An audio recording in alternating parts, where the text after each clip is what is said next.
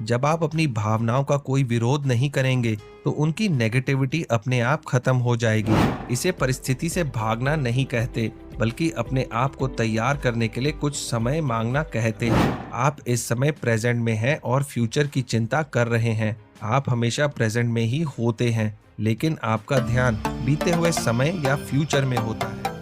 Hello brain book army, स्वागत है आप सभी का ब्रेन बुक चैनल में, जहां पर आप देख सकते हैं कंप्लीट बुक समरीज। आज मैं आपके लिए एक नया वीडियो लेकर आया हूं, जो कि एकहार्ट टोल की किताब द पावर ऑफ नाउ पर आधारित है। इस बुक में राइटर ने ये बताया है कि फ्यूचर की चिंता में बिताया हुआ हर एक मिनट या पास्ट को लेकर पछतावा करते हुए बिताया गया हर एक पल समय की बर्बादी ही है, क्योंकि रियलिटी में आपको बस प्रेजेंट में जीना है।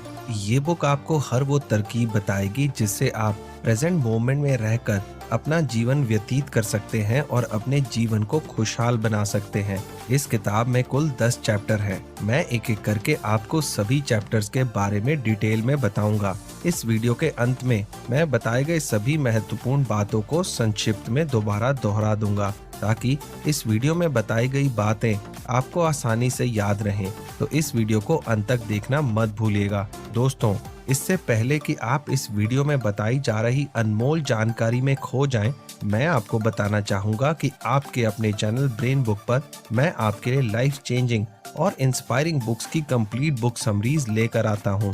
हमारे चैनल पर कुछ ही वीडियोस पर कंप्लीट बुक समरीज की बजाय सभी videos chapter by chapter summaries के मिलेंगे, ताकि इन बुक्स में बताई गई कोई भी इम्पोर्टेंट बात मिस ना हो पाए। इसी कारण से या तो कुछ वीडियोस 2 या 3 पार्ट्स में या थोड़े लंबे होते हैं। तो अगर आपने अभी तक ब्रेन बुक को सब्सक्राइब नहीं किया है तो अभी सब्सक्राइब करें और बेल बटन भी दबा दें, ताकि आप देख सके इन वीडियोस को सबसे पहले। तो चलिए शुरुआत करते हैं आज के वीडियो से।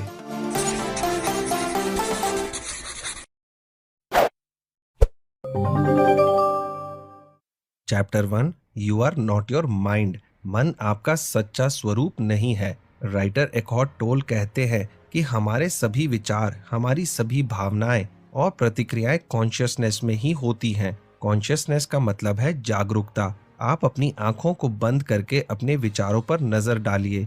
आपके मन में जैसे भी विचार आते हैं उन्हें वैसे ही आने दीजिए। उन्हें सही और गलत की नजर से मत देखिए और ना ही उन्हें रोकिए। आपके विचार जैसे हैं उन्हें वैसे ही रहने दीजिए। अपने विचारों को ध्यान से देखने पर आपकी कॉन्शियसनेस आपके सामने आएगी और विचार पीछे चले जाएंगे। अपनी आंखों को बंद करके आप केवल प्रेजेंट मोमेंट के बारे में सोचिए। अपना सारा ध्यान उस पल में लगाइए जिस पल में आप जी रहे हैं। पास्ट और फ्यूचर को भूल जाइए। ऐसा करने से आपको अच्छा महसूस होगा और किसी भी बात की चिंता नहीं होगी। आपकी सोच में बदलाव आएगा, एक स्थिरता आएगी, और जब वो स्थिरता आएगी तब आपको मन में सच्ची शांति मिलेगी।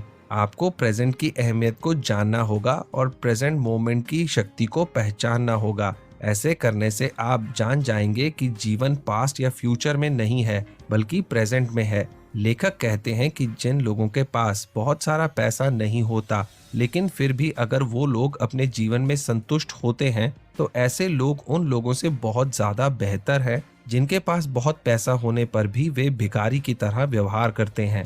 हम में से हर व्यक्ति सोचने की क्षमता रखता है, लेकिन अच्छी बातें सोचने की अपेक्षा हम अपने आसपास होने वाली बुरी घटनाओं के बारे में ही पहले सोचते हैं। माना कि ये नेचुरल है, लेकिन अगर आप अपने आसपास की खराब चीजों के बारे में ना सोचकर ये सोचें कि आप परिस्थितियों को कैसे सुधार सकते हैं, तो समझ लीजिए कि आप सही दिशा में जा रहे हैं। राइटर कहते हैं कि आपको इस दुनिया में अपने होने का जश्न मनाना चाहिए। अपने मन को पहचानने की आपकी यात्रा का सबसे महत्वपूर्ण कदम ये है कि आप अपने अंदर लगातार सीखने की इच्छा रखिए। आप अपने दिमाग के विचारों से स्वयं की भावना प्राप्त करते हैं। प्रबोधन या एनलाइटनमेंट का मतलब होता है अपने विचारों से ऊपर उठना और वो करना जो आपने पहले कभी नहीं किया। हमेशा अपने आप से सवाल कीजिए कि इस वक्त प्रेजेंट में आपके अंदर क्या चल रहा है और उस चीज के लिए आपकी भावना कैसी है। अपने आप को पहचानने का इससे बेहतर तरीका और कोई हो ही नहीं सकता। Chapter 2, consciousness the way out of pain. चेतना दुख की पहुंच के परे का मार्ग। हम में से किसी का भी जीवन दुख या दर्द से अलग नहीं है। सभी की लाइफ में कुछ ना कुछ दुख या दर्द तो जरूर है। लेकिन क्या आपने कभी ये विचार किया है कि बहुत से दर्द तो हमने अपने अंदर खुद ही उत्पन्न किए हैं। कई बार हमारे अंदर की नेगेटिव भावनाएं ही हमारे दर्द का कारण होती हैं। हमारे मन में हमेशा हमारे बीते हुए समय के विचार और हमारे फ्यूचर की कल्पना के विचार चलते रहते हैं। इसलिए हमें अपने बीते हुए समय और फ्यूचर के बारे में ज्यादा नहीं सोचना चाहिए और अपने प्रेजेंट मोमेंट पर ध्यान देना चाहिए। इस बुक का और इस वीडियो का मकसद आपको प्रेजेंट मोमेंट के महत्व के बारे में समझाना ही है। जिस बीते हुए समय के बारे में आप सोचते रहते हैं वो भी कभी प्रेजेंट ही था, और जिस फ्यूचर की आप चिंता करते हैं वो भी समय आने पर आपका प्रेजेंट बन जाएगा। इसलिए प्रेजेंट का महत्व पास्ट और फ्यूचर से कहीं अधिक है। हमारे बीते हुए समय के दर्द हमारे अनकॉन्शियस माइंड और शरीर में रहते हैं। अगर हम अपने बीते हुए समय के बारे में ना भी सोचें तो भी हमारे बुरे वक्त से जुड़ी हुई भावनाएं हमारे अनकॉन्शियस मन में रहती हैं। मनुष्य हमेशा अपने बीते हुए समय के दर्द का बोझ अपने साथ लेकर चलता है और समय के साथ साथ उसमें और भी दर्द जुड़ते जाते हैं, जिससे वो और बड़ा हो जाता है। प्रेजेंट मोमेंट में ध्यान ना होने का मतलब है कि आप अभी भी अपने बीते हुए समय में जी रहे हैं और बीते हुए समय के दर्द आज भी आपके प्रेजेंट को प्रभावित कर रहे हैं। अब सवाल ये उठता है कि आप अपने बीते हुए समय के दर्द से मुक्ति कैसे पा सकते हैं। मैं आपको अपने बीते हुए समय के दर्द से मुक्ति पाने का तरीका बताऊंगा। सबसे पहले आप अपने मन की भावनाओं पर ध्यान दें। ऐसा करने से आप भावनाओं का विरोध नहीं करते और उन्हें स्वीकार कर लेते हैं, और आपको ठीक ऐसा ही करना है। आपकी भावनाएं जैसी भी हों, आप उन्हें बिना किसी विरोध के वैसे ही स्वीकार करें। जब आप अपनी भावनाओं का कोई विरोध नहीं करेंगे तो उनकी नेगेटिविटी अपने आप खत्म हो जाएगी। आपके ऐसा करने से आपके बीते हुए समय की भावनाओं का आपके प्रेजेंट पर प्रभाव भी खत्म हो जाएगा। ये तरकीब उस समय सबसे बेहतर काम करती है जब आपका मूड खराब होता है, लेकिन जब आपका मूड खराब होता है तब आपकी भावनाएं बहुत तीव्र होती हैं और उन्हें ढूंढना उतना ही आसान होता है। इसलिए जब भी आपका मूड खराब हो तो इस तरकीब का इस्तेमाल जरूर करें। जब आप अपने मन में नेगेटिव भावनाओं को निकाल देंगे तो आपके जीवन में पॉजिटिव बदलाव आएंगे। इसलिए हमें अपने बुरे समय के बारे में ज्यादा नहीं सोचना चाहिए और दूसरों से उसके बारे में बात भी नहीं करनी चाहिए। हमें प्रेजेंट को महत्व देना चाहिए और प्रेजेंट को खुलकर जीना चाहिए। किसी भी चीज का इफेक्ट अपने प्रेजेंट समय पर नहीं पड़ने देना चाहिए। जब हम अपने दुखों पर ज्यादा ध्यान नहीं देंगे और प्रेजेंट में जीना सीख लेंगे तो हमारा प्रेजेंट ही हमारी पहचान बन जाएगा।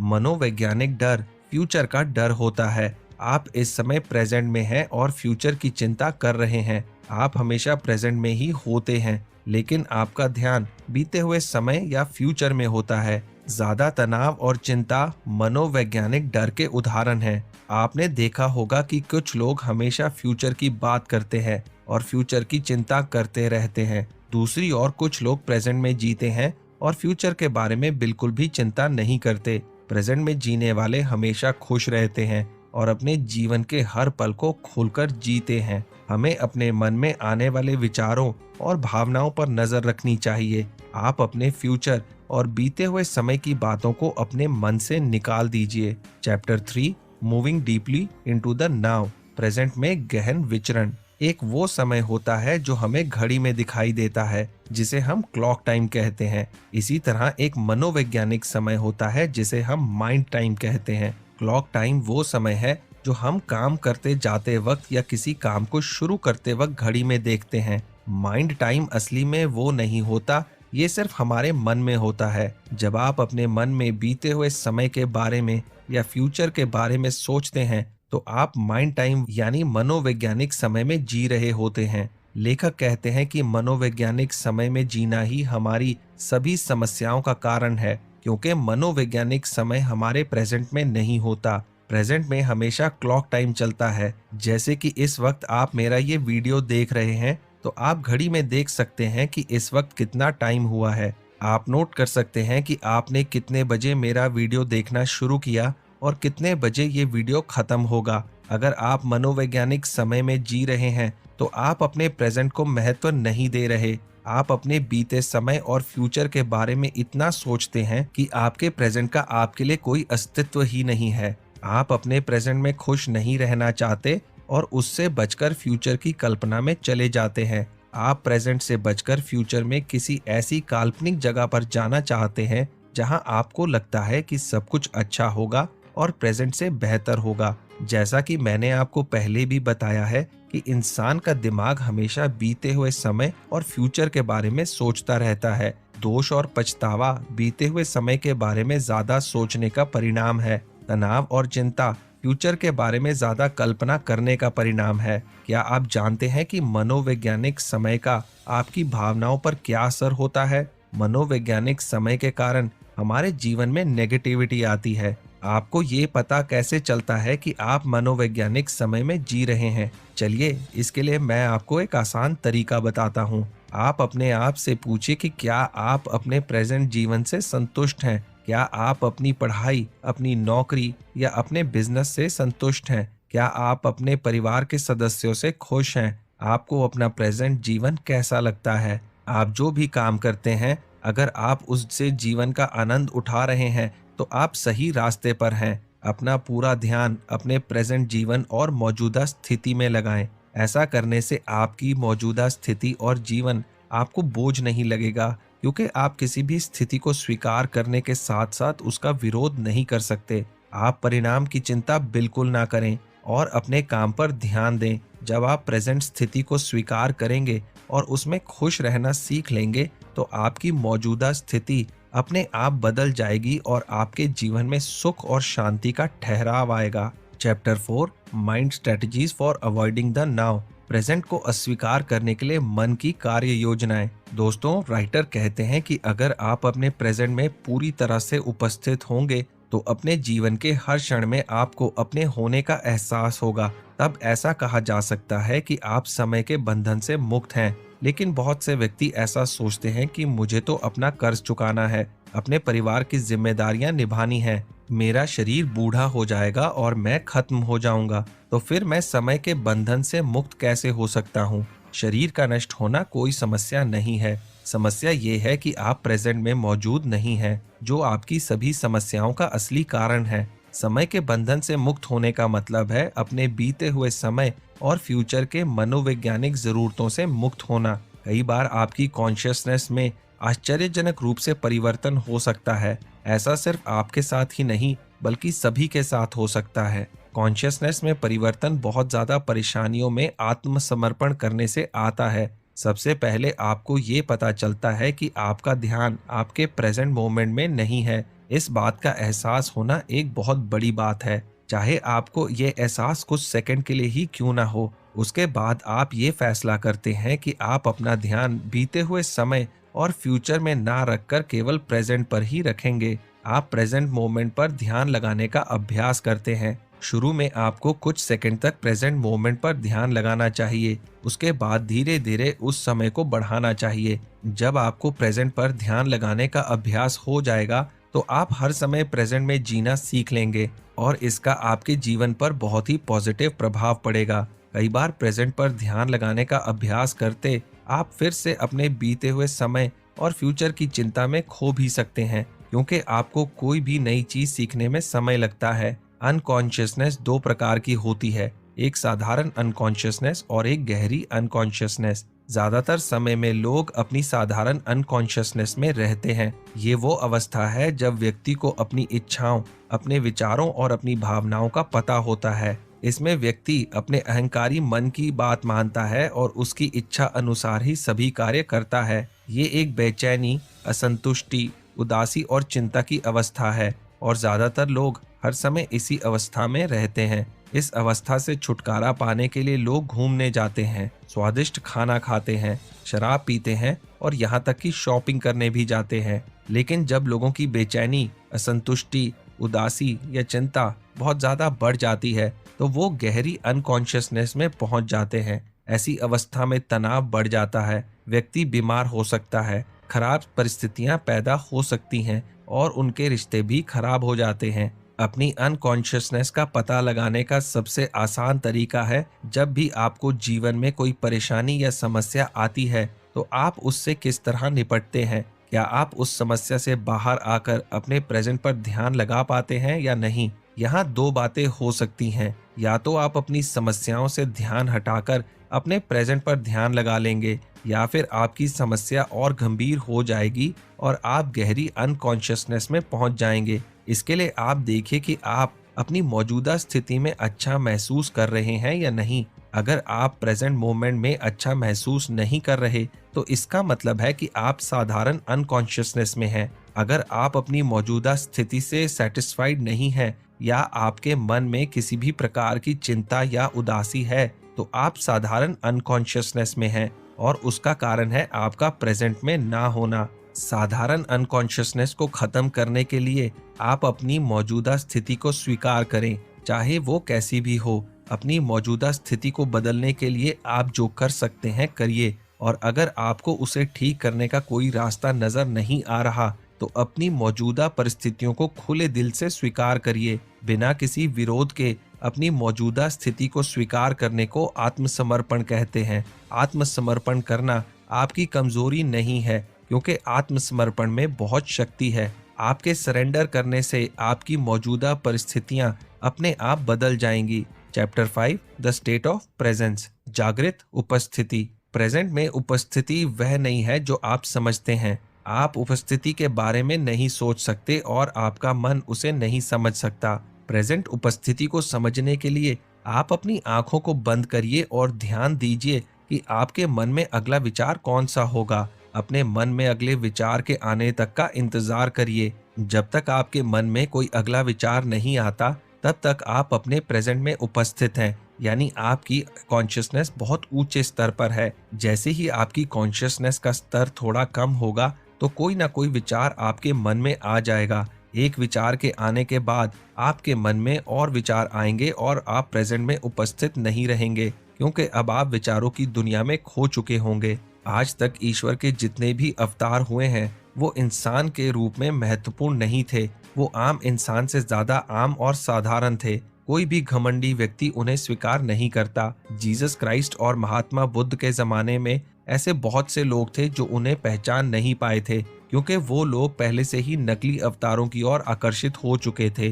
अंधेरा उजाले को नहीं पहचान सकता, केवल उजाला ही उजाले को पहचान सकता है। अगर आप सच में कुदरत का करिश्मा देखना चाहते हैं, तो अपने प्रेजेंट में देखिए, क्योंकि हमारे आसपास हमेशा कुछ अद्भुत हो रहा होता है, बस हमारा मन उसे देखने लायक सचेत नहीं होता। कभी आपने खेलते हुए छोटे छोटे बच्चों को देखा है? जैसे ही हमारी पहली नजर उन पर पड़ती है, हमारा मन भी खुशी से भर जाता है। प्रेजेंट खूबसूरत है, बस आपको महसूस करना आना चाहिए। हर सही चीज का इंतजार करना भी आपके मन में चेतना उत्पन्न करता है। और वैसे भी आपने सुना ही होगा कि इंतजार का फल मीठा होता है, और परिणाम अच्छा आने वाला हो तो इंतजार भी मीठा होता है। इसलिए इंतजार करना भी अच्छा होता है। अपने मन को जागृत कीजिए और दुनिया की खूबसूरती को महसूस कीजिए। भौतिक शरीर के अलावा कुछ भी नहीं है, तो ऐसा सोचना आपकी गलती है। राइटर लिखते हैं कि सदियों से कई गलत विचार और व्याख्याएं, अज्ञानता, गलतफहमी जैसे नेगेटिव शब्द हमारे आसपास हैं। अगर आप इस तरह की व्याख्याओं और इसकी वास्तविकता को पहचान नहीं सकते, तो इनका उपयोग ना करें। हम सबको भगवान ने कोई ना कोई ताकत और विशेष क्षमता दी है, लेकिन हम में से 99% लोगों को अपनी शक्तियों का ज्ञान हो ही नहीं पाता, और जिन्हें ये ज्ञान हो जाता है वही इस दुनिया पर राज करते हैं। जिस शरीर को आप देख सकते हैं और स्पर्श कर सकते हैं, वो आपको अस्तित्व में नहीं ले जा सकता। आपको जीवन को अंदर से महसूस करना होगा। जागरूक होने के लिए आपको दिमाग से चेतना को फिर से जागृत करने की आवश्यकता है। ये आपकी आध्यात्मिक यात्रा पर सबसे आवश्यक कार्यों में से एक है। ऐसा करने का एक बहुत ही प्रभावी तरीका केवल अपने आप को ध्यान में लगाना है। आंखें बंद करके अपने शरीर पर ध्यान लगाइए और अंदर से महसूस कीजिए कि आपके शरीर के साथ आपकी आत्मा भी जीवित है या नहीं।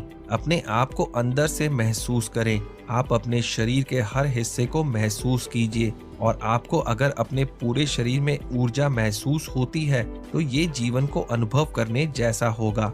अपने भीतर के शरीर की भावना पर अपना ध्यान केंद्रित करें। जितना अधिक ध्यान आप देंगे, आपकी भावना उतनी ही मजबूत और स्पष्ट होगी। जो भी आप महसूस कर सकते हैं उस पर ध्यान दें। प्रकृति के साथ संपर्क में रहें।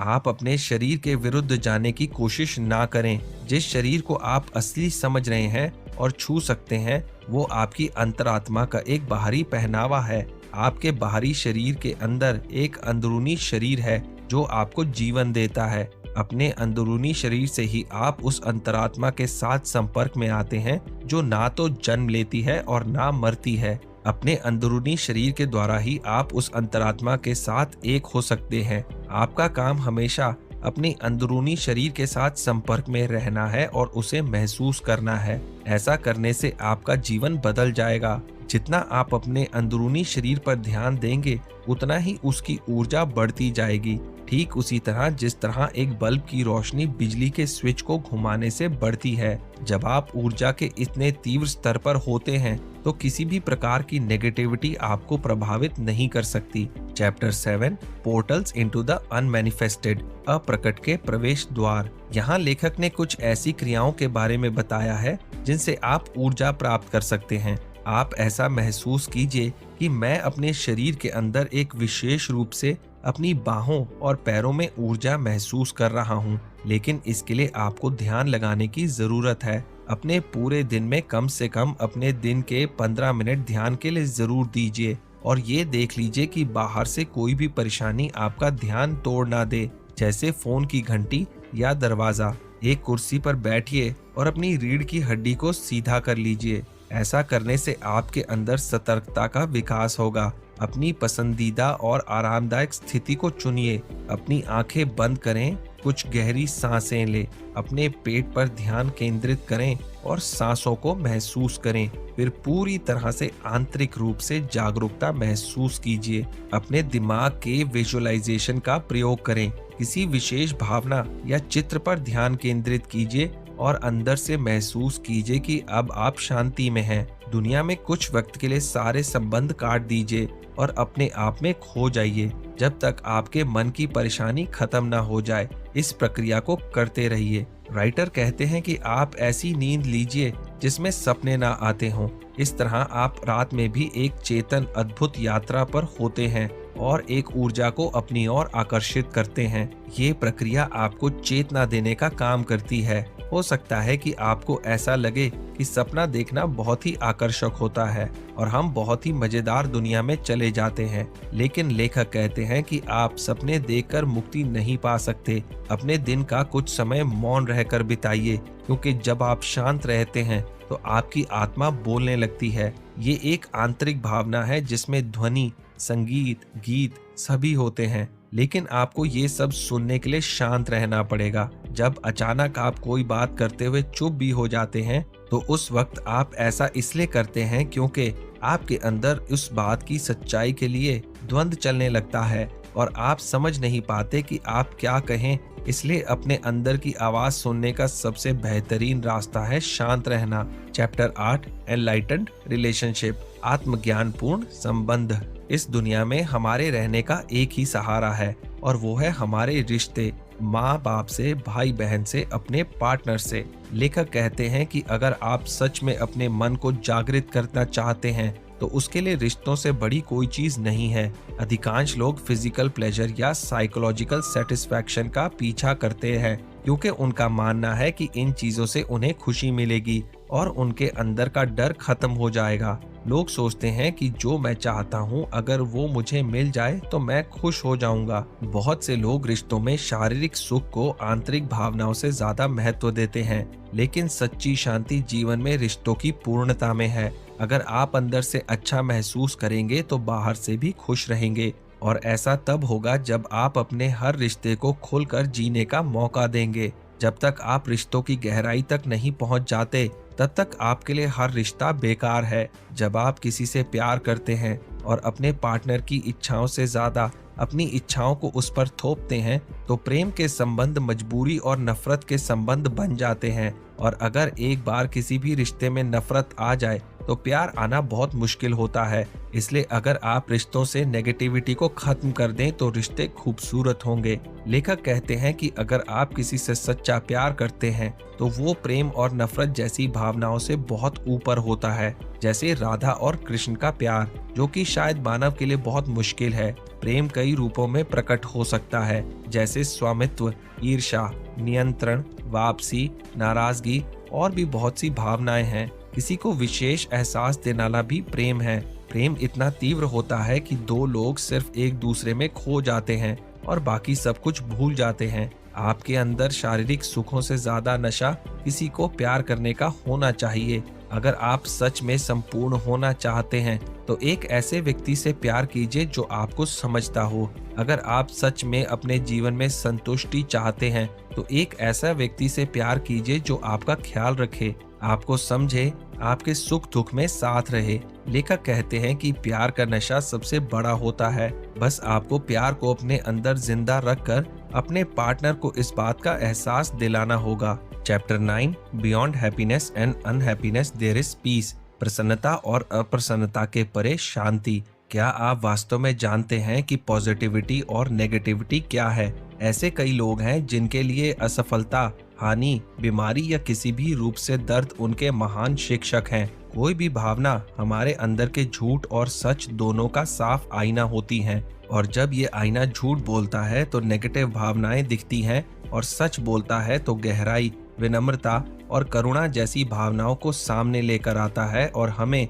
और भी ज्यादा वास्तविक बना देता है। जब भी हम कोई काम करते हैं तो हमेशा उस काम के बारे में अच्छा ही सोचते हैं, लेकिन राइटर कहते हैं कि अगर आपके अच्छा सोचने के बाद भी कुछ बुरा हुआ है तो स्वीकार कीजिए कि आपने वहां कुछ गलती की है और ये आपके लिए सबक है। इसलिए हमेशा अपने अंदर की अच्छाइयों और बुराइयों पर ध्यान दीजिए और कोशिश कीजिए कि हर नेगेटिव चीज जड़ से खत्म हो जाए। राइटर कहते हैं कि जब आप अपनी अच्छाइयों पर ध्यान देते हैं तो आपके अंदर अद्भुत शक्ति जागृत होती है जो आपको सही रास्ता दिखाती है। अगर लोगों के जीवन में बुरी चीजें होती हैं तो उनके अंदर अहंकार होता है, तो लेखक इसे नाटक कहते हैं। साथ ही वो ये भी कहते हैं कि अगर आप पहले से ही जागरूक होते हैं तो आपके साथ ऐसा हो ही नहीं सकता। अहंकार आपको अच्छे काम करने से रोकता है और सच्चाई से सामना नहीं होने देता। जब हमारे अंदर आत्मविश्वास की कमी होती है तभी परेशानी और अहंकार जन्म लेता है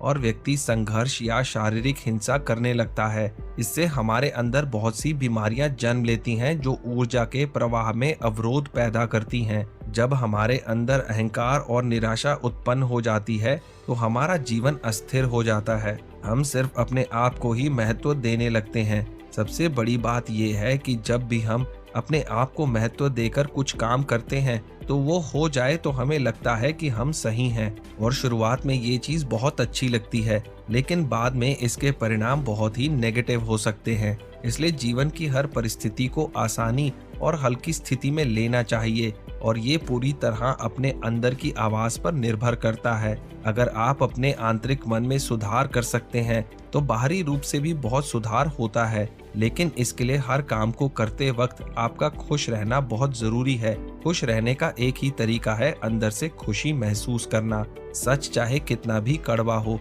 उसे अपनाइए और उसके साथ जीवन जीने की कोशिश कीजिए, क्योंकि इससे आपके अंदर आत्मविश्वास आएगा। लेकिन राइटर कहते हैं कि कभी कभी नेगेटिविटी अच्छी होती है क्योंकि ये हमारे अंदर के गुस्से को पॉजिटिव रूप से बढ़ाती है और काम करने की इच्छा उत्पन्न करती है। Chapter 10, the meaning of surrender, समर्पण का अर्थ। दोस्तों, हम में से बहुत लोग जब अपने जीवन की परेशानियों को हल नहीं कर पाते तो उसके आगे आत्मसमर्पण कर देते हैं और इसके परिणाम भी बहुत नेगेटिव हो सकते हैं। आप जिस स्थिति में खुद को पाते हैं उसी को अपना लेते हैं तो इसका मतलब है कि आपने हालातों से समझौता कर लिया। सरेंडर पूरी तरह से आंतरिक घटना है, इसका बाहरी क्रियाओं से कोई मतलब नहीं है। राइटर कहते हैं कि आप सरेंडर करने को नेगेटिव ना लें। अगर आपने किसी चीज को छोड़ने का मन बना लिया है तो अपने आप से ये ना कहें कि ये नहीं कर सकता, बल्कि ये कहें कि इस काम को छोड़ने में इस वक्त कोई बुराई नहीं है।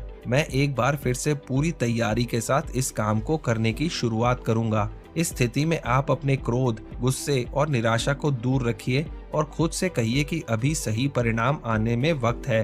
तब तक मैं अपने आप को अच्छे परिणाम के लिए पूरी तरह से तैयार कर लेता हूँ। जब भी आपके दिमाग में पॉजिटिव थॉट्स का प्रवाह होता है तो आप आध्यात्मिक स्तर पर सोचना शुरू कर देते हैं। राइटर कहते हैं कि अपने अंदर के विचारों की ऊर्जा को महसूस कीजिए, अपना पूरा ध्यान अपने विचारों पर केंद्रित कीजिए और अपने उद्देश्यों को स्पष्ट कीजिए। आपको अपने जीवन में अपना लक्ष्य पता होना चाहिए। आपके जीवन में लक्ष्यों को प्राप्त करने में आपके परिवार का बहुत बड़ा सहयोग होता है, इसलिए आपको अपने सभी रिश्तों को प्रेजेंट में ही जीना चाहिए। अपने अहंकार को रिश्तों से दूर रखिए। किसी भी रिश्ते में एक व्यक्ति आज में जीता है और दूसरा पुराने तरीके से अपना जीवन व्यतीत करना चाहता है, तो रिश्तों को निभाना बहुत ही मुश्किल होता है। रिश्ता चाहे माँ बाप का हो या बहन भाई का या और भी कोई गहरा रिश्ता, हर रिश्ता दो लोगों की सहमति से चलना चाहिए। हमेशा अपने अंदर की आवाज को सुनिए और सामने वाले की इच्छा का सम्मान करिए।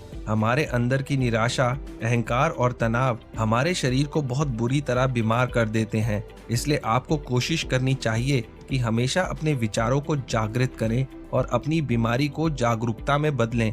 हमेशा ऐसे लोगों के साथ रहें जिनके विचार स्पष्ट हों और जो अपने दिमाग में खुले हों। कई बार ऐसा होता है कि हमारे दिमाग में बहुत उथल पुथल हो जाती है और लाख प्रयासों के बाद भी कुछ समझ नहीं आता। इस कारण हमारा बहुत नुकसान हो जाता है। ऐसी स्थिति में लेखक कहते हैं कि आपको सरेंडर कर देना चाहिए। इससे आप उस वक्त अपने दिमाग में शांति का अनुभव करेंगे और आगे की प्रक्रियाओं को अच्छे से समझने के लिए तैयार हो जाएंगे। इसे परिस्थिति से भागना नहीं कहते, बल्कि अपने आप को तैयार करने के लिए कुछ समय मांगना कहते हैं। सच में अगर आपको कोई लड़ाई खत्म करनी है तो पहले अपने अंदर की लड़ाई को खत्म करें ताकि मुकाबला बराबरी का हो। अपने अंदर शांति का अनुभव करें और सोचें कि सब अच्छा हो जाएगा। ऐसा कोई काम नहीं है जो मैं नहीं कर सकता। अंत में आपका सबसे बड़ा सहारा भगवान तो है ही। जब कोई रास्ता नजर ना आए तो अपने आप को उसके हवाले कर दें और विश्वास के साथ कहें कि भगवान आप जो रास्ता दिखाओगे मैं उसी पर चलूंगा। चाहे कुछ भी हो, कैसा भी हो, आप करोगे तो सब ठीक ही होगा। और बस अपने आप को खुश रखिए ताकि आपको देखकर दूसरे भी खुश रहें। जब आपको ये पता चल जाता है कि आपका मन ही आपके दुखों का कारण है